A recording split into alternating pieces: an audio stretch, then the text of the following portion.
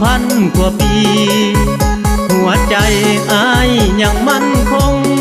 ยังซื่อตรงมาฮอดมือนี้ห่างกายอ้ายนั่นละตีเปลี่ยนราศีบ่คือเยาว์วัยแนวเคยกินเคยอยากแสนลำบากอยากบ่ได้กินอาหารมีวิตามินบ่ได้กินย้อนเฮาเปลี่ยนไปห่างกายก็บ่แข็งแรง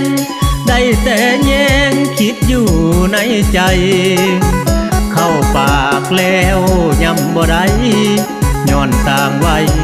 บ่คือยังหนุ่มของอ่อนของแข็งบ่มี